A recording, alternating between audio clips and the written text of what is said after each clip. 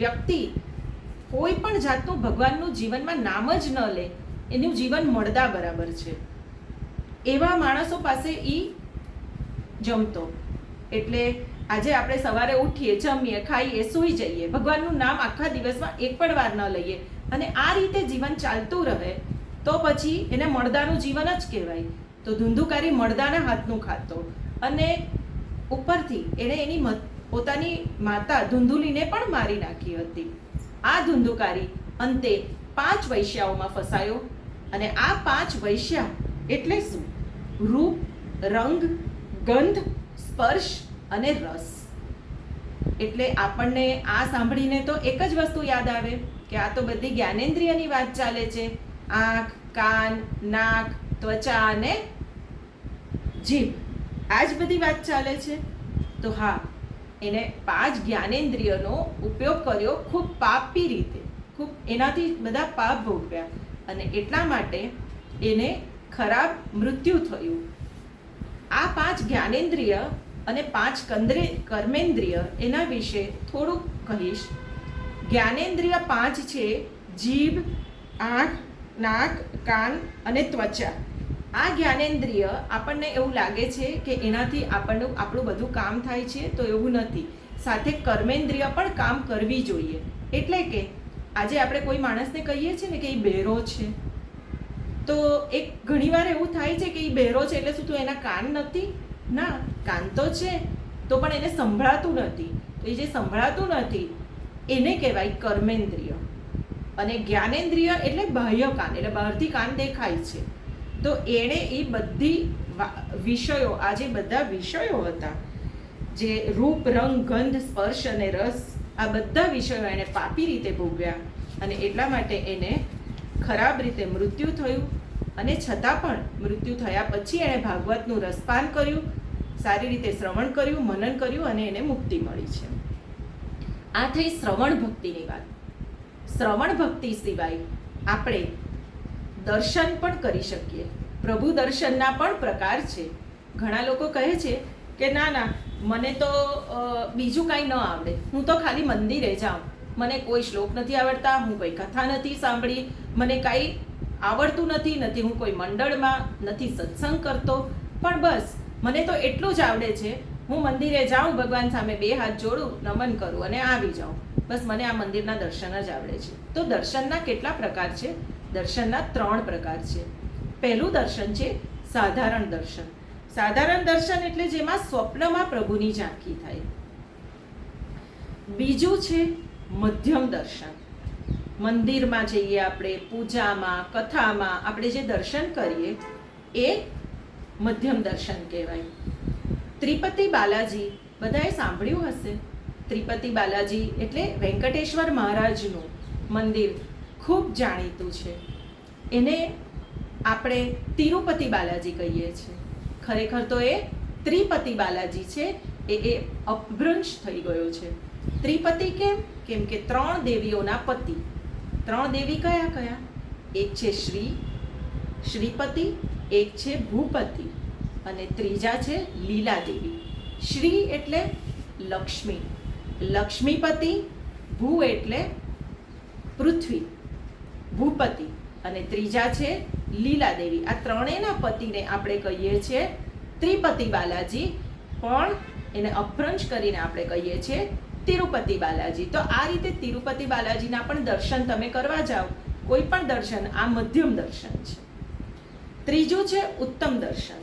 ઉત્તમ દર્શનમાં એમ કહેવામાં આવે છે કે કણ કણમાં ભગવાન છે, જળ ચેતનમાં ભગવાન છે અને પોતાને પણ પ્રભુનો અંશ માને છે. એટલે આ ટેબલ છે, આ ખુરશી છે, આ પુસ્તક છે, બોલપેન છે, દરેક વસ્તુમાં ભગવાન છે અને હું પણ પોતે ભગવાન જ છું. અહમ બ્રહ્માસ્મિ, હું પણ એક ભગવાન જ છું. આ રીતે દર્શનના પ્રકારો 3 બતાવ્યા છે ભાગવતમાં: સાધારણ દર્શન, મધ્યમ દર્શન અને ઉત્તમ દર્શન. ઈશ્વરના જે સાક્ષાત્કાર થાય છે એ પણ 2 પ્રકારના છે. એક છે પરોક્ષ સાક્ષાત્કાર એમાં, અને એ બીજું છે અપરોક્ષ સાક્ષાત્કાર. પરોક્ષ સાક્ષાત્કાર એટલે એમાં ઈશ્વર કોઈ એક જગ્યાએ છે એમ કહીને આપણે એના દર્શન કરીએ છીએ. જે રીતે સ્વરૂપ છે એનું, ભગવાન છે, એમના વસ્ત્રો છે, માથે મુગટ છે, હાથમાં કમંડળ છે, ભગવાનનું તમને સ્વરૂપ દેખાય છે. આજે આપણે અલગ અલગ ટાઈપના ભગવાનને આપણે આઈડેન્ટિફાઈ કરીએ છીએ. આ બધું સ્વરૂપ દર્શન છે. ગણપતિ બાપા અલગ દેખાય, શંકર ભગવાન અલગ દેખાય, બ્રહ્માજી અલગ દેખાય. આ બધા સ્વરૂપ દર્શન છે. અને બીજું છે અપરોક્ષ દર્શન, એટલે ઈશ્વર સર્વમાં છે. એટલે જેમ આપણે હમણાં વાત કરી એમ મારામાં પણ છે. એને અરૂપ ઈશ્વર કહેવાય. ભગવાન છે પણ દેખાતા નથી, એનું કોઈ રૂપ નથી, અરૂપ ઈશ્વર. તો આ બે ઈશ્વરના સાક્ષાત્કાર કયા છે. તો આ બધી વાત આપણે કરી દર્શન ભક્તિની. પહેલા વાત કરી શ્રવણ ભક્તિની. શ્રવણ એટલે જે શ્રવણ ભક્તિથી ધુંધુકારીને મોક્ષ મળ્યો. તો આપણને એમ થાય કે આ ભાગવતની કથા હું પણ જીવનમાં ઉતારું, હું પણ આ ધુંધુકારીની જેમ મનન કરીને ઉતારું. આમ પણ હું સાંભળું તો છું જ, તો હું સાથે સાથે મનન કરું તો મને કેટલું, મને પણ સારું તો થશે, કાંઈક તો મારું કલ્યાણ થશે. તો એક વાત જાણી લો, ઘણા લોકો કહે છે કે ભાગવત મેં 7 દિવસની સપ્તાહ સાંભળી છે. ઘણા કહે છે કે મેં તો 12 સ્કંદ સાંભળ્યા છે, પહેલેથી છેલ્લે સુધી હું બેઠી છું. પણ એમાંથી તમે જેટલું જીવનમાં ઉતાર્યું હોય ને એટલો જ ભાગવત ગ્રંથ સાંભળેલો કહેવાય. 18,000 શ્લોક છે, એમાંથી જો એક જ શ્લોક તમે જીવનમાં ઉતારવાના હોય, એનું એકનું જ આચરણ કરવાના હો, તો પછી આજે હું એનું એકનું જ આચરણ કરું છું તો આપણે કહેવાઈએ કે મેં એક જ શ્લોક ભાગવતનો સાંભળ્યો છે. હું એવું ના બોલી શકું કે મેં પૂરી ભાગવત કથા સાંભળી છે. એવી જ રીતે 12 સ્કંદમાંથી જો એક સ્કંદ સાંભળ્યો હોય, કેમ કે આપણને લોકોને એક આદત છે, લગભગ આપણને ક્યાંક પણ આમંત્રણ મળે તો આપણે શું કરીએ, કૃષ્ણ જન્મના દિવસે જઈએ. અને કૃષ્ણ જન્મ એટલે 10મો સ્કંદની વાત આવે, એટલે કૃષ્ણ જન્મના દિવસે જઈએ એટલે એવા કોઈ દિવસે જવાનું, હાજરી પુરાવાની, પ્રસાદ લેવાનો અને આવી જવાનું. બાકી કથા તો ચાલ્યા જ કરવાની છે 7 દિવસ. તો આપણે કેટલી કથા સાંભળી કહેવાય, એ કૃષ્ણ જન્મના એક દિવસ પૂરતી. અને એમાંથી પણ તમે જો જીવનમાં ઉતાર્યું હોય તો જ કહેવાય. આપણે જો જીવનમાં ન ઉતાર્યું હોય તો બોલાશે નહીં કે મેં કથા સાંભળી છે. ભાગવતના શ્લોક 18,000 છે. 18,000 શેના માટે છે એની માહિતી લઈએ આપણે. 18,000 એટલે આપણે એનો સરવાળો કરીએ તો 1 + 8 + 0 + 0 + 0 એટલે 1 + 8 + 0 + 0 + 0. તો ભાગવતના 18,000 શ્લોકનો સરવાળો થાય છે 9. તો આ 9 સરવાળો શેના માટે છે? ભાગવતના શ્લોક 18,000 જ કેમ? કેમ કે 8 પ્રકૃતિ છે. કઈ પ્રકૃતિ છે? પંચતત્વ, પૃથ્વી, જળ, વાયુ, અગ્નિ અને આકાશ. આ 5 તત્વ છે એટલે પંચતત્વ થયા. અને 3 બીજા, મન, બુદ્ધિ અને અહંકાર. તો આ 3 મળીને ટોટલ 5 જળ તત્વો કહેવાય. આ પૃથ્વી, જળ, વાયુ એ બધા જળ તત્વો કહેવાય. અને બાકીના મન, બુદ્ધિ અને અહંકાર એ અંતઃકરણના તત્વો છે. આ 3 5 + 3 5 અને 3 મળીને બનાવે છે 8. ટોટલ 8 થયા, 8 તત્વો અને એક ઈશ્વર. ઈશ્વર જ્યારે આવે ત્યારે પૂર્ણતા આવે છે. એટલે બધી જ વસ્તુનો સાર ભાગવત કથામાં છે એમ જણાવવામાં આવે છે. અને એટલા માટે ભાગવતના 18,000 શ્લોકો છે. ખાલી ભાગવતના જ 18,000 શ્લોકો નથી, સાથે ભગવદ્ ગીતામાં પણ આપણે જોઈએ તો એમાં પણ 18 જ અધ્યાય છે. એવી જ રીતે મહાભારતના 18 પર્વ છે. કુરુક્ષેત્રનું યુદ્ધ એ પણ 18 જ દિવસ ચાલેલું. તો આ રીતે ભાગવતના શ્લોકની 18,000 કેમ છે એની માહિતી આપવામાં આવી છે ભાગવતમાં. ઈશ્વર ભક્તિ. ઈશ્વર ભક્તિમાં આપણે શ્રવણ ભક્તિ જોઈ, પણ કુલ નવધા ભક્તિ છે. 9 પ્રકારની ભક્તિ છે. આ નવધા ભક્તિ એમાંથી એક તો શ્રવણ ભક્તિ, એટલે શ્રવણ. પછી આવે છે દાસ્ય, કીર્તન, સ્મરણ, પાદ સેવા, અર્ચન, વંદન, સખ્ય અને આત્મનિવેદન. પછી એકવાર બોલું છું, પાછી એકવાર બોલી જાઉં છું. શ્રવણ, કીર્તન, સ્મરણ, પાદ સેવા, અર્ચન, વંદન, દાસ્ય, સખ્ય અને આત્મનિવેદન. જગતગુરુ નારાયણે જ્યારે સાગરમાં એ સૂતા હતા, જગતગુરુ નારાયણ જ્યારે સાગરની અંદર પોઢ્યા છે, ત્યારે એમની નાભીમાંથી સ્વર્ણકમળનીમાંથી એ બ્રહ્માજી પ્રગટ થયા. નારાયણ ભગવાને બ્રહ્માજીને ચતુશ્લોકી ભાગવત કહ્યું. ચતુશ્લોકી ભાગવત એટલે ખાલી 4 શ્લોકનું ભાગવત કહ્યું.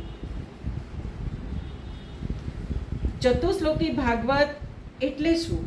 આપણને એક વિચાર આવે કે જો 4 જ શ્લોકથી બધું સારું થવાનું હોય તો પછી આપણે 18,000 શ્લોક શું કામ સાંભળીએ? 4 શ્લોકનું ભાગવત જ્યારે બ્રહ્માજીને નારાયણે કહ્યું અને આ જ બ્રહ્માજીએ ત્યાર પછી ઈ ચતુશ્લોકી ભાગવત નારદજીને કહ્યું, તો આપણે શું કામ 4 શ્લોકના બદલે 18,000 શ્લોક શીખવા છે કે બાયહાર્ટ કરવા છે? એનું કારણ શું? અને ધારો કે એ ચતુશ્લોકી ભાગવતના 4 શ્લોકની જરૂર નથી, 18,000 શ્લોક વધારે સારા છે, તો પછી એ 4 શ્લોક કાઢી નાખો, 2માંથી 1 રાખો. આ બંને વસ્તુની એટ ધ સેમ ટાઈમ જરૂર શું છે? આવું આપણને પ્રશ્ન આવે ખરો. તો એક વાત છે કે ચતુશ્લોકી ભાગવત એ ભાગવત પુરાણનું સૂત્રરૂપ છે. એટલે એમાં એકચ્યુઅલી 4 વર્સિસ છે. 4 વર્સિસ એસેન્સ છે, એસેન્સ ઇન 4 વર્સિસ. એટલે એક ઉદાહરણ આપીને આપણને સમજાવીએ તો એક બીજ હોય અને બીજ આપણને બીજ રૂપ છે ચતુશ્લોકી ભાગવત. એટલે કે એ બીજમાંથી જ શું બનવાનું છે? આગળ ચાલીને વૃક્ષ બનવાનું છે અને વૃક્ષની પાંદડા, ડાળી, ફળ, ફ્રૂટ બધું આવવાનું છે. ફળ આવશે, ફૂલ આવશે, આ બધા વૃક્ષના ભાગ છે. તો પછી બીજનું શું કામ? બીજ ન હોય તો વૃક્ષ ન થશે. તો મને ફળ ખાવું છે, તો હું બીજને ખાઈ જાઉં તો ચાલશે? કેમ કે મને બીજની અંદરથી જ તો વૃક્ષ બનશે ને વૃક્ષની અંદરથી તો ફળ બનશે. તો મને ફળ ખાવું છે તો હું બીજ ખાઈશ તો ચાલશે? ના. બીજને પાણીમાં આપણે જમીનમાં દાટીએ, એની અંદરથી વૃક્ષ બનશે, વૃક્ષની ડાળી બનશે, પાંદડા બનશે, ફૂલ આવશે, ફૂલમાંથી ફળ થશે, ત્યારે એ ફળને આપણે ખાઈ શકશું. એવી જ રીતે આ ચતુશ્લોકી ભાગવતમાંથી જ 18,000 શ્લોકોનો ઉદ્ભવ થયો છે. પણ ચતુશ્લોકી ભાગવત પણ એટલું જ જરૂરી છે અને 18,000 શ્લોકનું આપણું ભાગવત મહાપુરાણ ગ્રંથ એ પણ એટલો જ જરૂરી છે. સૃષ્ટિને ચાલુ કરવા માટે, સૃષ્ટિની શરૂઆત કરવા માટે બ્રહ્માજીને જે તત્વજ્ઞાન મળ્યું છે, આ છે ચતુશ્લોકી ભાગવત. ચતુશ્લોકી ભાગવતની બધી વાત બીજા સ્કંદમાં વિસ્તારથી આવશે. અત્યારના આપણે એ શીખીએ છીએ કે ચતુશ્લોકી ભાગવતની જરૂરિયાત શું છે. જ્ઞાનીઓના ઘરે એક આદત હોય છે કે રોજ રાત્રે સૂતા પહેલા સંતોની વાણી સાંભળવી. તો આ રીતે જ સૂવું. આ શ્રવણ કરવાથી આપણને સારા વિચારો લઈને આપણે સૂઈ શકીએ. એવી જ રીતે આ ચતુશ્લોકી ભાગવત રોજ આપણે સાંભળીશું તો આપણો એનાથી પણ ઉદ્ધાર થશે ને થશે જ. તો ચતુશ્લોકી રાતના ઘણી માતાઓ, આજે એક છોકરાઓની માતાઓને માટે બધા વર્ગો ચાલે છે, નવી જે માતાઓ બને એના માટે વર્ગો ચાલે છે અને એમાં એમ શીખવાડવામાં આવે છે કે રાતના બાળક તંદ્રાવસ્થામાં હોય એટલે સૂવાની જરાક પહેલાં, બિફોર સ્લીપ, સૂઈ જવાની તૈયારી હોય ત્યારે તમે એમને સારું કાંઈક સંભળાવો. એને કહેવાય છે સ્લીપ ટાઈમ ટોક. થોડું સ્લીપ ટાઈમ ટોક કરો તો આપણે જો સ્લીપ ટાઈમ ટોક આપણે પોતે પણ કરશું તો એ જ વિચારો લઈને સૂઈ જશું. તો ચતુશ્લોકી ભાગવતનું શ્રવણ કરવું ખૂબ જરૂરી છે. એની અંદર ચતુશ્લોકની ભાગવતની અંદર એ બીજનું કામ કરે છે. જ્યારે 18,000 શ્લોકો એ એના ઉદાહરણ, જેવી રીતે એક ભક્ત શું કરી શકે, રાજાએ કયું જીવન જીવાય, બ્રહ્મચર્ય કર્યું હોય તો આપણે કયું પ્રકારનું જીવન જીવી શકીએ, ગૃહસ્થ શું કરી શકે, આ બધી માહિતી 18,000 શ્લોકમાં આપી છે. એવી પ્રવૃત્તિ કરો. એની અંદર ભાગવતની અંદર એમ પણ કહ્યું છે કે કઈ ટાઈપની પ્રવૃત્તિ આપણે કરવી જોઈએ, એટલે કયા વસ્તુ આપણે કરવા જોઈએ, કઈ વસ્તુ ન કરવી જોઈએ, એટલે નિવૃત્તિ. આપણે ઇંગ્લિશમાં કહીએ તો ડૂઝ એન્ડ ડોન્ટ્સ. આ કરો, do this and don't do this. પ્રવૃત્તિ અને નિવૃત્તિ, આ વસ્તુ બધી ભાગવતમાં સમજાવી છે. ચતુશ્લોકી ભાગવત આ રીતે તત્વજ્ઞાનનું સૂત્ર છે. જ્યારે 18,000 શ્લોકો કેવી રીતે જીવી જવાય એનું જીવન દર્શન છે. એક છે ટ્રુથ એટલે સત્ય, અને બીજો અનુભવ છે. એટલે સત્ય પહેલાં શીખવાડ્યું છે ચતુશ્લોકી ભાગવતમાં, અને ત્યાર પછી એનો અનુભવ ઉદાહરણ રૂપે દરેકના જીવન ચરિત્ર રૂપે 18,000 શ્લોકમાં આવે છે. એવું પણ કહી શકાય કે દ્રષ્ટિ હોય તો 4 શ્લોકથી મોક્ષ મળે. એટલે આ જે 4 આપણે શ્લોક કહીએ છીએ એનાથી પણ આપણી જો દ્રષ્ટિ એને સમજવાની હોય તો આપણને એનાથી પણ મોક્ષ મળી શકે છે. અને જો આપણી ભાવના એવી હોય કે સ્વાદ એવો હોય તો પછી 18,000 શ્લોક પણ ઓછા પડે. એટલે 4 શ્લોકથી મોક્ષ પોસિબલ છે. કોને? એકદમ જ્ઞાનીઓને. પણ આપણા સ્વજનોને કે જેને ખબર નથી, આપણને પણ નથી ખબર, આપણા માટે આ 18,000 શ્લોક જ બરાબર છે. અને એ પણ આપણને ઓછા પડે છે જો આપણો સ્વાદ કે એમાં તલ્લીન થવાનો આપણો રસ હોય તો તત્વદ્રષ્ટિ હોય તો 4 શ્લોક, અને રસિક ભક્ત હોય તો 18,000 શ્લોક. માનવ આ ભાગવતને સાંભળવાથી પાપ છોડી શકે છે. માનવ આમ પણ પાપ અને પુણ્યનો ભેદ સમજે જ છે. પશુ પક્ષીને પૂછીએ તો એને પાપ શું કે પુણ્ય શું ખબર પડે છે? ના. તો પછી કયો જન્મ લેવો સારો? માણસનો, મનુષ્યનો, કે પછી પશુ પક્ષીનો, કે પછી દેવતાનો? આ તો બહુ સરસ વાત થઈ. માણસનો જન્મ આપણે લઈએ એમાં તો આપણે છીએ જ, તો પણ આપણને થાય કે હું પશુ પક્ષીનો જન્મ અવતાર મળે તો મને ઉડવા મળે, એ લોકોની લાઈફ કેટલી સારી, કોઈ જવાબદારી નહીં, અને દેવતાઓને તો સુખ જ સુખ છે. તો આપણે એના વિશે થોડી વિગતો સાંભળીએ.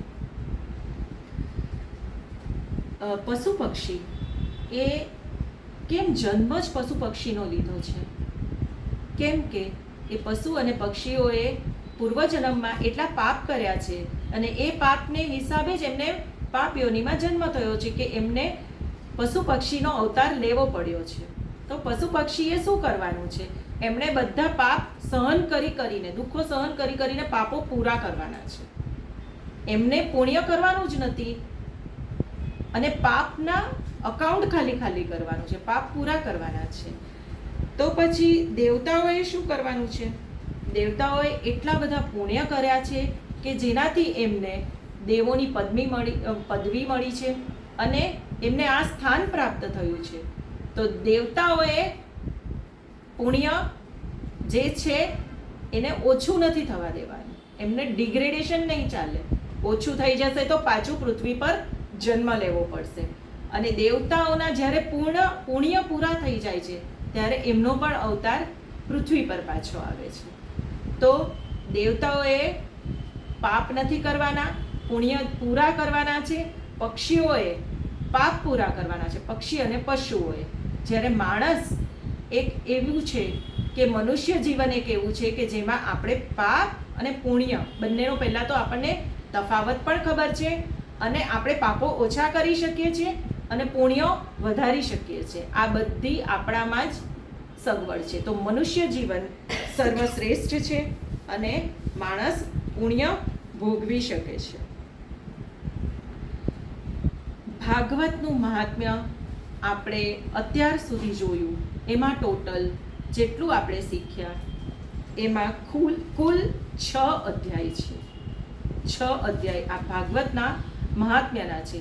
ભાગવતના સ્કંદ તો 12 છે, 18,000 શ્લોક છે, પણ એના મહાત્મ્યના ટોટલ કુલ 6 અધ્યાય છે.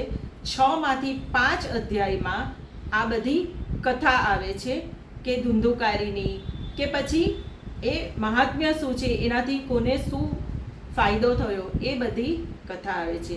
અને 6થા અધ્યાયમાં, લાસ્ટ અધ્યાયમાં સનતકુમારો જ્યારે નારદજીને કહે છે કે આ રીતે કથા કહેવાની, તો એ કથા કહેવાની વિધિ આવે છે. એટલે કથા કઈ રીતે કરાય. આપણે સત્યનારાયણ ભગવાનની પૂજા કરીએ તો સત્યનારાયણ ભગવાનની કથામાં શું આવે છે કે 4 કેળના સ્તંભ લાવીએ, 1000 તુલસી દળ લાવીએ, અને સાથે શીરો બનાવવાનો હોય. આ બધી પૂનમના દિવસે કરીએ તો વધારે સારું. આ બધી એની વિધિ છે. એવી જ રીતે ભાગવતની કથા કરવી હોય તો પણ વિધિ છે. ભાગવતની કથામાં કારતક, માગશર, અષાઢ, શ્રાવણ, ભાદરવો અને આસો, આ મહિનાઓમાં ભાગવતની કથા કરી શકાય.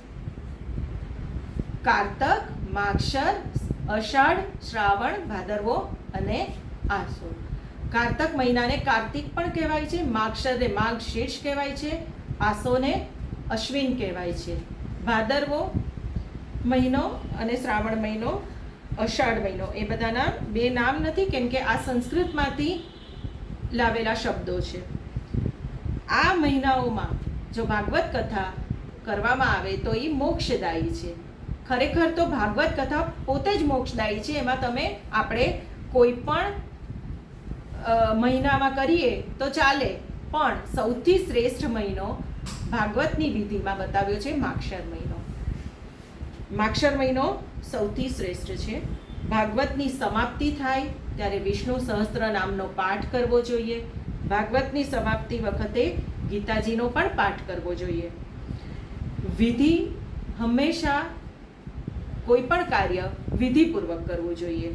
સત્કર્મ કરવું હોય તો વિધિપૂર્વક કરો, અને સત્કર્મ કરવું હોય તો એમાં વિલંબ ન કરવો. આપણને એમ થાય કે મારે જવું છે, ભાગવત કથા સાંભળવી છે, મને આમ કરવું છે, પણ હવે મને ખબર નથી કે હું ક્યારે કરીશ, કેમ કે મારે કરવું છે એટલે ડીલે થયા કરે. કાલે કરીશ, પણ કાલ કોઈ દિવસ આવતી નથી. એકવાર એવું થયું કે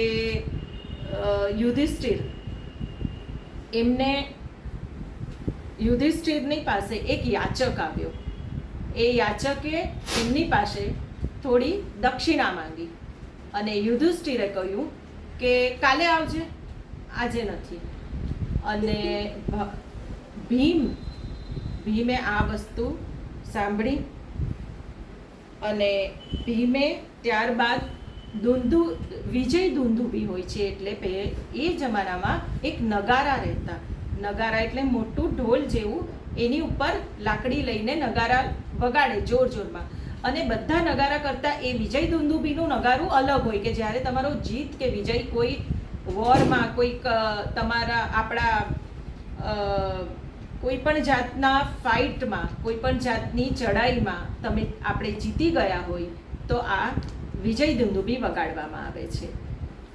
વિજય દુંદુભી એમણે વગાડ્યું એટલે યુધિષ્ઠિરે પૂછ્યું કે કેમ, ક્યાં જીત થઈ આપણી? તો એમણે જવાબ આપ્યો, કેમ, તમે કાળ પર વિજય કર્યો ને? તો કે કયા કાળ પર મેં વિજય કર્યો? કેમ, તમે તો કાળ પર વિજય કર્યો, તમે તો ભવિષ્યકાળ પર વિજય કર્યો. તમે તો કહ્યું આ યાચકને કે કાલે આવજે કહ્યું ને, એટલે તમને ખબર છે કે તમે જીવવાના છો. ન જાણ્યું જાનકીનાથે કાલે શું થવાનું છે. તમને ખબર છે, પણ આ જાનકીનાથ નહીં, તમે તો જાનકીનાથ કરતા વધારે તમને તો ખબર છે કે કાલે શું થવાનું. તમે જીવવાના છો, એ પણ જીવવાનો છે, તમારી પાસે પૈસા પણ રહેશે, ત્યારે તમે દાન કરશો.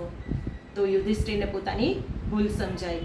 આમ આપણને એમ લાગે છે કે ભાગવત કથા હું પછી સાંભળીશ, પણ એવું થતું નથી. દરેક, ખાલી ભાગવત કથા નહીં, કોઈ પણ સત્કર્મ કરવામાં વિલંબ ન કરવો. એકવાર એમ લાગે કે આ કામ તો સત્કર્મ જ છે, તરત જ કરી લેવું. આ રીતે શ્રીમદ ભાગવતના કુલ 12 સ્કંદ છે. ભાગવતનું મહાત્મ્ય આપણે પૂરું કર્યું. 6 અધ્યાય પૂરા કર્યા અને કુલ 12 સ્કંદ જે આપણે શરૂ કરીએ એ પહેલાં થોડી માહિતી લેવી જોઈએ, એની પ્રાથમિક માહિતી કે ભાગવતના સ્કંદ દરેક સ્કંદમાં શું આવે છે એની થોડી ઓવરવ્યૂ આપી દઈએ. પહેલો સ્કંદ છે અધિકાર લીલા. અધિકાર લીલા એનું નામ છે, એમાં શું બતાવ્યું છે કે શ્રોતા અને વક્તા બંને જણનામાં શું અધિકાર છે, એટલે કોણ શ્રોતા બનવાને અધિકાર છે, કોણ વક્તા બનવાને અધિકાર છે, એ લોકોના શ્રોતા અને વક્તાના રાઇટ શું છે એ બતાવ્યું છે પ્રથમ સ્કંધમાં. અધિકાર સિદ્ધ થાય એને સંત મળે. આપણે વિચારીએ છીએ કે મારે જવું છે પણ મારે કોઈ પણ જગ્યાએ જવાતું નથી, પણ એ અધિકાર જો આપણામાં આવે તો આપણાથી તરત જ નીકળી જવાય. આપણે પણ એ અનુકૂળ સંજોગો એની મેળે ઊભા થઈ જાય, અને એ અનુકૂળ સંજોગો ઊભા કરવા માટે આપણામાં પણ એટલા અધિકાર હોવા જોઈએ. આ સ્કંધમાં આપણને શ્રોતા અને વક્તાની યોગ્યતા અને અધિકારનું વર્ણન છે. એ પહેલો સ્કંદ જેનું નામ છે અધિકાર લીલા, એ ભગવાનનું જમણું ચરણ કમળ છે. જમણું ચરણ કમળ છે, શ્રીનાથજીનું જમણું ચરણ કમળ છે. એટલે જ્યારે ભાગવતમાં ઉદ્ધવજીને એમણે કહ્યું હતું ને કે હું મારો ભાગવતમાં વાસ કરીશ, તો ભાગવતના બધા સ્કંદની સાથે ભગવાનના દરેક અંગોની સરખામણી કરી છે, અને જેનાથી આપણને ખબર પડે કે કયા સ્કંદમાં ભગવાનનો કયો ભાગ છે. તો પહેલો સ્કંદ ભગવાનનું જમણું ચરણ કમળ છે. આપણે કોઈ પણ કામની શરૂઆત પણ જમણા પગથી, આપણે ઘરની અંદર ગૃહ પ્રવેશ કરીએ, નાની છોકરી પાસે કરાવીએ તો જમણા પગથી જ કરીએ. બીજો સ્કંદ છે જ્ઞાન લીલા, એટલે મનુષ્ય માત્રનું કર્તવ્ય શું એનું જ્ઞાન એમાં આપવામાં આવે છે કે મારે કઈ રીતે જીવવું જોઈએ. પહેલા સ્કંદમાં એટલું આવ્યું કે શ્રોતા અને વક્તા કોણ બની શકે. હવે તમે શ્રોતા આપણે બની જ ગયા છીએ, તો શ્રોતા બન્યા પછી જ્ઞાન આપીએ, જ્ઞાન મળે છે કે શું કરવું જોઈએ, કઈ રીતે રહેવું જોઈએ, મિત્ર સ્નેહીજનો સાથે કેમ રહેવું જોઈએ, પોતે લોકો સાથે કઈ રીતે જીવન જીવવું જોઈએ. મનુષ્ય જીવન એ ભોગવવા માટે નથી, એનું જ્ઞાન આ બીજા અધ્યાયમાં આવે છે. એનું નામ છે જ્ઞાન લીલા. બીજો સ્કંદ ભગવાનનું ડાબુ ચરણ કમળ છે, એટલે ડાબી બાજુનો પગ, ડાબુ ચરણ કમળ છે. આપણે ભગવાનના જ્યારે દર્શન કરીએ ને ત્યારે પગેથી દર્શન ચાલુ કરી અને ધીરે ધીરે મોં સુધી જવું જોઈએ. આ રીતે દર્શન કરાય. ત્રીજો સ્કંદનું નામ છે સર્ગ લીલા. સર્ગ એટલે શું? આપણે જે બીજા સ્કંદમાં જ્ઞાન લીધું એને ક્રિયાત્મક કરવાનો બોધ છે. ક્રિયાત્મક એટલે એપ્લિકેશન્સ, એટલે જે જ્ઞાન આપણને મળ્યું છે એને એપ્લાય કરો. ડે ટુ ડે લાઈફની અંદર એને આપણે એપ્લાય કરવાનું છે. એટલે આજે આપણે જોઈએ છે ઘણીવાર કે સ્કૂલમાં, શાળામાં બાળકો જાય છે, મમ્મીઓ એમની પાછળ અથાગ મહેનત કરે છે, ખૂબ બધું શીખવાડે છે, પાઠ્યપુસ્તકનું પણ શીખવાડે છે, પણ શીખવાડે કાંઈ અને આવે કાંઈ. તો એવું કેમ?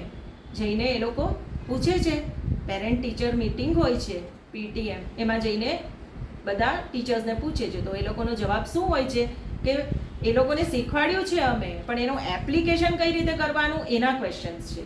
એટલે આપણે ડે ટુ ડે લાઈફમાં એને કઈ રીતે ક્રિયાત્મક રીતે જીવનમાં ઉતારવાનું, એવી જ રીતે આ સર્ગ લીલામાં પણ એમ જ સમજાવાયું છે કે ડે ટુ ડે લાઈફમાં આપણે જે જ્ઞાન બીજા સ્કંદમાં લીધું એને કઈ રીતે આપણે અપ્લાય કરવાનું. ઘણીવાર આ એક બીજું ઉદાહરણ આપું આનું, તો આપણને એક નાની અમસ્તી ફોર્મ્યુલા આપતા. જ્યારે આપણે નાના હતા ને, ભણતા હતા, ત્યારે એક નાની ફોર્મ્યુલા આપી દેતા કે speed equal to distance upon time, અને પછી 2 વેલ્યુ આપે તો ત્રીજી આપણે જાતે શોધી કાઢવાની. 2 આપે એટલે મલ્ટીપ્લાય ડિવાઈડ કરીને ત્રીજી શોધવાની. બસ, કે આ સ્પીડ છે, આ ડિસ્ટન્સ છે, તો ટાઈમ શું હશે? ક્યાં તો સ્પીડ આપે, સ્પીડ અને ટાઈમ આપે, ક્યાં તો ડિસ્ટન્સ અને ટાઈમ આપે. આવી આ જાતનો એક સવાલ આવે. અને હવેના જમાનામાં શું સવાલ આવે કે એક ચોર છે પાછળ પોલીસ દોડે છે. ચોરને પકડવા માટે પોલીસે પોતાની સ્પીડ કેટલી વધારવી જોઈએ કે જેનાથી એને ઓવરટેક કરી શકે. તો આ ડે ટુ ડે લાઈફનું એપ્લિકેશન બેઝડ એક્ઝામ્પલ છે. આ રીતે સર્ગલીલા જે ત્રીજો સ્કંદ છે એને ભગવાનનો જમણો હાથ કહ્યો છે. પહેલો સ્કંદ હતો જમણું ચરણ કમળ, બીજો સ્કંદ ડાબું ચરણ કમળ, ત્રીજો જમણો હાથ. હવે ચોથો સ્કંદ છે વિસર્ગ લીલા. વિસર્ગ લીલા એટલે આપણે જે કર્યું છે એ બધું ભૂસી કાઢવાનું? ના, એવું નથી. આપણે જે જ્ઞાન ત્રીજા સ્કંદમાં મેળવ્યું અને એની બીજા સ્કંદમાં મેળવ્યું અને ત્રીજા સ્કંદમાં એની એપ્લિકેશન્સ કરી, એટલે ક્રિયાત્મક રીતે એને આપણે લઈ ગયા. તો આ ચોથા સ્કંદમાં આ જ્ઞાનને આપણે જીવનમાં ઉતારીએ તો ચારે પુરુષાર્થ સિદ્ધ થાય છે એમ દર્શાવવામાં આવ્યું છે. 4 પુરુષાર્થ કયા? ધર્મ, અર્થ, કામ અને મોક્ષ. આ ચારે ચાર છેલ્લે ધર્મ અને અર્થ અને કામ પર આપણે પુરુષાર્થને સિદ્ધ કર્યા પછી અંતમાં આપણને મોક્ષ મળે છે એવું બતાડવામાં આવ્યું છે. એનું નામ છે વિસર્ગ લીલા. એ ચોથો સ્કંદ છે અને ભગવાનનો ડાબો હાથ છે. પાંચમો સ્કંદનું નામ છે સ્થિતિ લીલા, સ્થિરતા. એટલે ગુરુએ બતાવેલું જ્ઞાન જીવનમાં ઉતારે એને જ સ્થિરતા પ્રાપ્ત થાય છે. એમાં જ્ઞાની પરમહંસ અને ભાગવત પરમહંસના ઉદાહરણ આપ્યા છે. જ્ઞાની પરમહંસ. પરમહંસ એટલે શું? આપણે નામ સાંભળ્યું હશે, રામકૃષ્ણ પરમહંસ. તો પરમહંસ એવું નથી ઘણાની આગળ લગાડાય. મહાત્મા આપણે જેવી રીતે બધાની આગળ લગાડીએ છીએ, પરમહંસ ઘણા નામોની પાછળ લાગે છે. તો પરમહંસ એટલે શું? પરમ એટલે તો શ્રેષ્ઠ, આપણને ખબર છે, શ્રેષ્ઠ હંસ. તો શું આ શ્વાન છે? હંસ એટલે શ્વાન ઇંગ્લિશમાં. તો હંસને એક શ્રેષ્ઠ પક્ષી કહ્યું છે. અને એવું કહેવામાં આવે કે એને દૂધ અને પાણીનો ફરક ખબર પડે. એટલે દૂધની અંદર પાણી હોય તો એને દૂધ અને પાણીને પણ અલગ કરી શકે છે. તો આવું એક ઉપમાના દ્વારા સમજાવાયું છે. ખરેખર કહેવાનો મતલબ એ છે કે એ એક પાણીમાંથી દૂધ અને પાણીને અલગ કરીને પાણી નથી પીતું. એ શુદ્ધ અને અશુદ્ધનો એને ફરક ખબર છે. શ્વાન હંમેશા બતકની જેમ, બતક જેવી રીતે કાદવમાં રહેતું હોય એવી રીતે શ્વાન નહીં રહે. એ શુદ્ધ અને અશુદ્ધનો ભેદ સમજે છે. એટલે શ્વાન જેવી રીતે શ્રેષ્ઠ છે અને શ્રેષ્ઠ શ્વાનમાં પણ શ્રેષ્ઠ, એટલે હંસમાં શ્રેષ્ઠ એને કહેવાય છે પરમહંસ. તો જ્ઞાની પરમહંસ કોને કહેવાય? કે જે જ્ઞાનથી આગળ વધે છે. અને ભાગવત પરમહંસ, એ બંનેના લક્ષણો 5મા સ્કંદમાં બતાવ્યા છે. અને 5મો સ્કંદ ભગવાનનો જમણો સાથળ છે. સાથળ એટલે થાય. 6ઠા સ્કંદને પુષ્ટિ લીલા કે અનુગ્રહ લીલા કહેવામાં આવે છે. સાધના કરે એના ઉપર ભગવાન કૃપા કરે. પુષ્ટિનો મતલબ છે પોષણ. પુષ્ટિ એટલે પોષણ. અને આ પુષ્ટિ માર્ગની ખૂબ જ ઝીણવટપૂર્વક અભ્યાસ કર્યો છે વલ્લભાચાર્યએ. શ્રીમદ વલ્લભાચાર્યએ આખો પુષ્ટિ માર્ગને ખૂબ જ આગળ વધાર્યો છે. 6ઠ્ઠો સ્કંદ ભગવાનનો ડાબો સાથળ છે. 7મા સ્કંદને ઉતિ લીલા કહેવાય છે, ક્યાં તો વાસના લીલા પણ કહેવાય. એટલે આપણને પુષ્ટિ મળી ગઈ પછી પણ જો તેનો ઉપયોગ મનુષ્ય બરાબર ન કરે તો વાસના જાગે. હિરણ્યકશિપુની અસદવાસના અને પ્રહલાદની સદવાસના અને આપણા જેવા મનુષ્યોની મિશ્ર વાસના. આપણે પ્રહલાદ જેવા સારા પણ નથી, હિરણ્યકશિપ જેટલા ખરાબ પણ નથી. તો આપણે આવીએ મિશ્ર વાસનામાં. તો આપણે આ 7મો સ્કંદ એ વાસના લીલાના 7મો સ્કંદ વાસના જાગે છે, એ વાસનાને કઈ રીતે દૂર કરવાની છે એ સમજાવે છે. અને એ 7મો સ્કંદ શ્રીનાથજીના કેડે રાખેલો જમણો હાથ છે. હવે 8મો સ્કંદ. 8મા સ્કંદને મન્વંતર લીલા કહેવાય છે. આપણે જે વાસના જોઈ એનો નાશ ધારો કે ન થાય તો પછી આપણે શું કરવું, આપત્તિમાં શું કરવું, વિપત્તિમાં શું કરવું, એ બધી માહિતી મન્વંતર લીલામાં છે. હવે આપણને થાય કે આપત્તિ અને વિપત્તિમાં ફરક શું છે? તો આપત્તિ એટલે અચાનક આવી જતી મુશ્કેલી, જેવી રીતે ગજેન્દ્ર હાથીને અચાનક મગરે પકડી પાડ્યો અને એને પછી સ્તુતિ કરી અને મોક્ષ મળ્યો. જ્યારે વિપત્તિ એટલે બલિરાજાને જે આવી હતી કે એક મુશ્કેલી આવી ગઈ, હવે એનું કઈ રીતે નિરાકરણ કરવું, તો વિપત્તિ એટલે મોટી ગંભીર પરિસ્થિતિ. 8મા સ્કંધને ભગવાનની છાતીનો જમણો ભાગ કહે છે. 9મો સ્કંધ ઈશાનું કથા લીલા છે. ઈશાનું કથા લીલા એટલે એમાં રામ ભગવાનનો અવતારની બધી વાતો છે, રામકથા છે. ઘણા લોકો એવું માને છે કે ભાગવત એટલે ફક્ત કૃષ્ણ ભગવાન જ હોય એમાં, તો એવું નથી. ભાગવતની અંદર રામકથા આવે છે, નરસિંહ ભગવાન, વામન અવતાર, કૂર્મ અવતાર, વરાહ અવતાર, કપિલ મુનિની વાત આવે છે, કૃષ્ણ ભગવાન, બધાની કથા આવે છે. 9મો સ્કંદ ભગવાનની છાતીનો ડાબો ભાગ છે. હવે 10મો સ્કંદ. 10મા સ્કંદને નિરોધ લીલા પણ કહેવાય છે. નિરોધ લીલા એટલે ભગવાન આપણને ખરાબ કામ કરતા અટકાવે છે, વિરોધ કરે છે.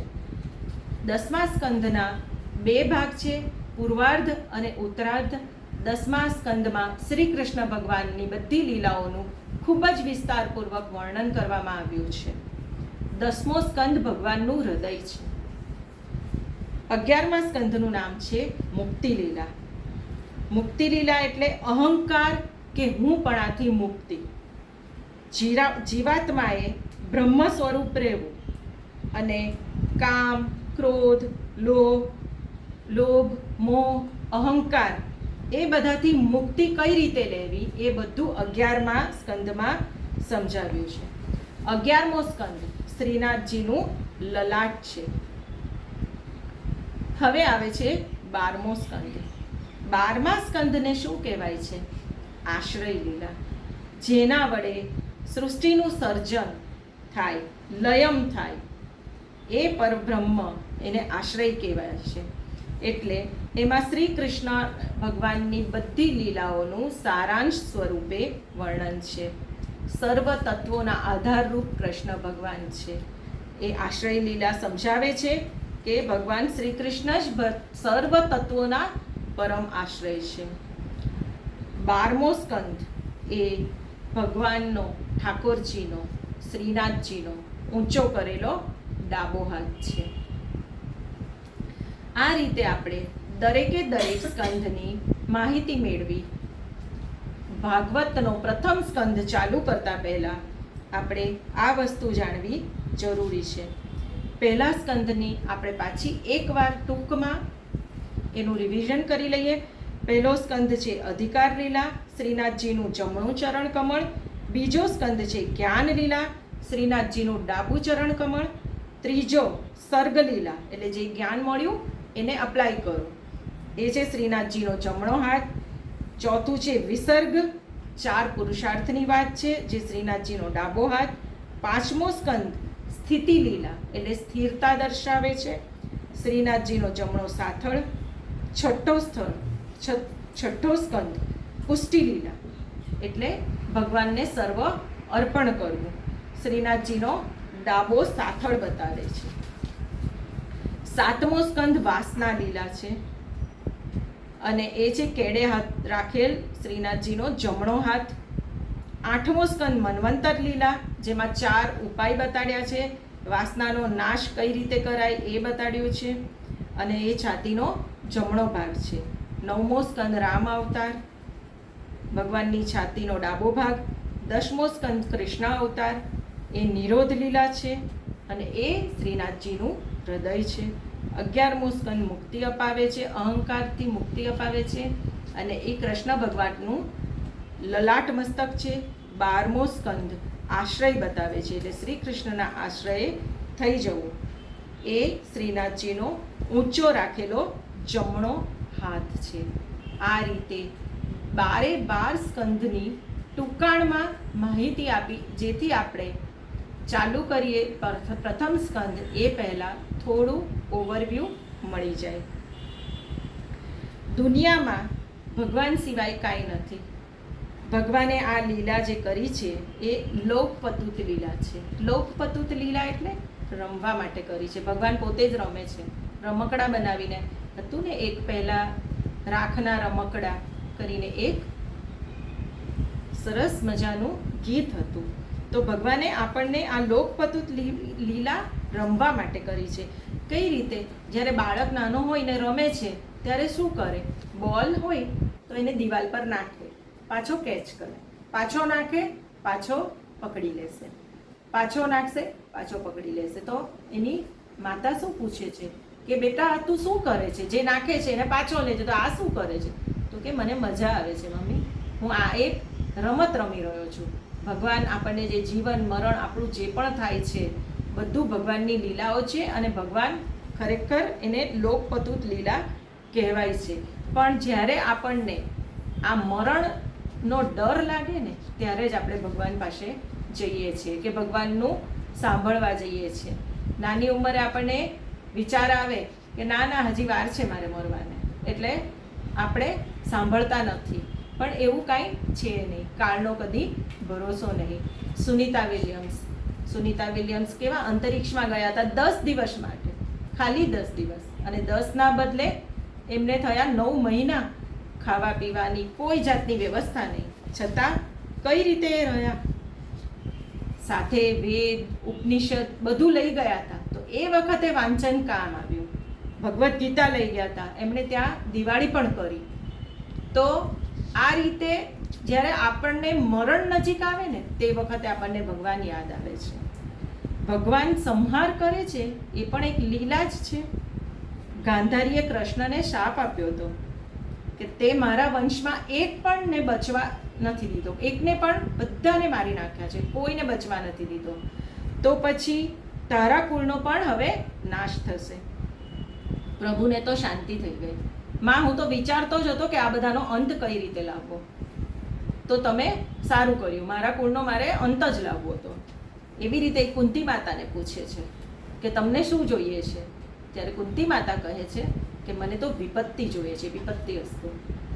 કેમ? કેમ કે જ્યારે વિપત્તિમાં હશું ત્યારે જ ભગવાનને યાદ કરશું, નહીં તો આપણે યાદ કરવાના નથી. મમ્મીનો ફોન આવે છે બહારગામથી, તો આપણે શું કહીએ?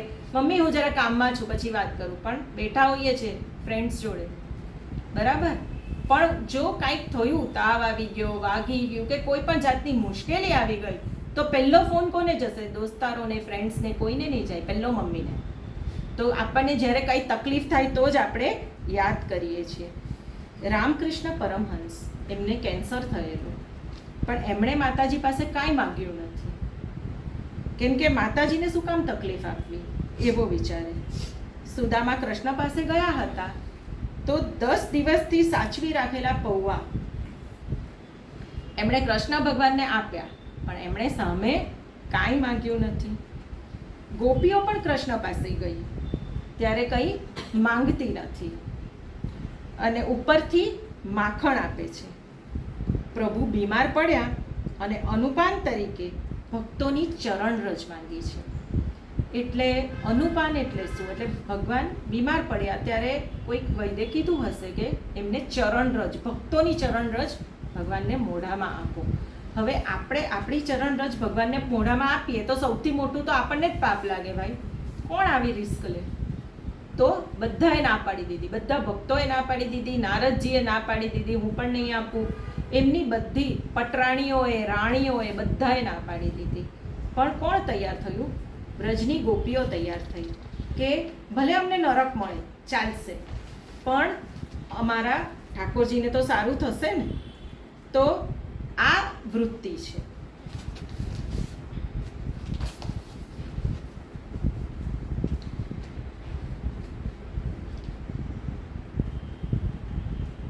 આ રીતે આપણે દરેક સ્કંદ અને ની વિશે માહિતી મેળવી. ભાગવતનું મહાત્મ્ય આ અહીં પૂરું થાય છે. આપણે આવતા વર્ગમાં સ્કંદ પહેલેથી શરૂઆત કરશું. એ પહેલાં એક ચાંગદેવની એક નાની અમસ્તી કથા છે જે કરવી છે. ચાંગદેવ કરીને એક મોટા સંત 1400 વર્ષ જીવેલા, 1400 યર્સ. પણ જ્ઞાનેશ્વર સંત એ ખાલી 14 વર્ષના. તો એમને થયું કે એમની કીર્તિ તો બહુ સાંભળી છે, તો મને એવું થાય છે કે હું એમને મળીને આવું. અને જ્ઞાનેશ્વર સંતને મળવા માટે એમને જવું તો છે, એના માટે પત્ર લખે અને કેવડાવે કોઈના થ્રુ. પત્ર લખીને મોકલાવે. પણ પત્રની અંદર સંબોધન શું લખવું? કેમ કે આપણે બે જ સંબોધન લખી શકીએ, ક્યાં તો પૂજનીય અને ક્યાં તો ચિરંજીવ. ચિરંજીવ તો લખાશે નહીં, કેમ કે આ તો પોતે જ એટલા જ્ઞાની છે ને એની એટલી બધી કીર્તિ સાંભળી છે, તો ચિરંજીવ કઈ રીતે? એ તો ખરાબ લાગે. તો પછી પૂજનીય લખીએ તો ભાઈ આપણો ઈગો હર્ટ થાય. આપણા નાના 14 વર્ષના બાળકને 1400 વર્ષના ચાંગદેવ કયા હિસાબે એને પૂજ્ય લખી શકે છે? એટલે એમણે તો એક છોડી દીધો, કોરો પત્ર મોકલાવ્યો. અને એ કોરો પત્રમાં એમને મળ્યો ત્યારે મુક્તાબાઈએ કીધું કે તમે 1400 વર્ષના થયા, પણ તમારી બુદ્ધિ, તમે 1400 વર્ષે પણ કોરા રહ્યા. તમે કોરો પત્ર મોકલાવ્યો એટલે આ રીતે તમે પોતે પણ કોરા જ રહ્યા. અને આવા ચાંગદેવને પછી જ્યારે મળવા જાય છે તો એ ચાંગદેવની સ્ટોરી એવી છે કે ચાંગદેવને પોતાને બધા જંગલી પશુ પક્ષી પર વશ હતો. એટલે એ એમની સાથે વાતો પણ કરતા અને એને કે એમ કરે. એક સપોઝ કે એક વાઘ હોય, એ હરણને મારવા જતું હોય અને એ ના પાડે કે ના આને નથી મારવાનું, તો એ નહીં. એ બધા પ્રાણીઓ એમના વશમાં હતા. સાપ પણ એમના વશમાં હતા, હાથીઓ એમના પશુ પક્ષી બધા એમના વશમાં હતા. અને જંગલી પશુ પક્ષી ખાસ. તો ચાંગદેવે શું કર્યું? પોતાનો વટ બતાવવા માટે, એક તો 1400 વર્ષની ઉંમર અને એમને વટ પણ હતો, કેમ કે આટલા બધા પશુ પક્ષી મારા અંડર છે. તો એ વાઘની ઉપર સર્પની લગામ લગાવીને ગયા. વાઘની ઉપર બેઠા એટલે એમનું વેહિકલ એમણે વાઘ બનાવ્યું અને સર્પને લગામ બનાવીને એ ગયા. અને એ જેવા જ્ઞાનેશ્વરને મળવા જાય છે ત્યારે જ્ઞાનેશ્વરને મળીને જ્ઞાનેશ્વર પણ એમને મળવા સામે આવે છે. પણ જ્ઞાનેશ્વર એ વખતે સાધનામાં હોય છે અને એ એક ઓટલા પર બેઠા સાધના કરે છે. તો એ ઓટલા સાથે એને મળવા જાય છે. ત્યારે ચાંગદેવને ખબર પડે છે કે હું તો પોતે ફક્ત હિંસક પશુ પક્ષી મારા વશમાં છે, જ્યારે આ જ્ઞાનેશ્વરને તો નિર્જીવ વસ્તુ પણ વશમાં કરી છે. પછી એમના શિષ્ય બન્યા. એટલે અહંકાર એ કદી રાખવો નહીં. ભાગવતમાં આ રીતે ઘણી બધી કથાઓ છે જે આપણને ડે ટુ ડે લાઈફમાં આપણે કઈ રીતે સારું જીવન જીવીએ એની માહિતી આપે છે. અને એ રીતે આપણે ભાગવત ખાલી સાંભળવાની નથી, જીવનમાં ઉતારવાની છે. એક પણ વસ્તુ આજની આપણને એવું લાગે કે આજે મેં ભાગવતનો 3જો વર્ગ ભર્યો, એમાં મેં બેસીને બધું બરાબર 1 કલાક સાંભળ્યું અને સાંભળ્યા પછી મેં આ એક જ વસ્તુને લઈને હું મારા જીવનમાં ઉતારીશ, તો પણ ઘણું કહેવાય. એનાથી આપણો ઘણો ઉદ્ધાર થશે. હવે આપણે એક શ્લોક બોલીને આજનો વર્ગ પૂરો કરીશું. આવતા વર્ગમાં ભાગવતનો પ્રથમ સ્કંદની શરૂઆત કરીશું. ઓમ પૂર્ણમદઃ પૂર્ણમિદં પૂર્ણાત પૂર્ણમુદચ્યતે પૂર્ણસ્ય પૂર્ણમાદાય પૂર્ણમેવાવશિષ્યતે. હરિ ઓમ. જય શ્રી કૃષ્ણ બધા.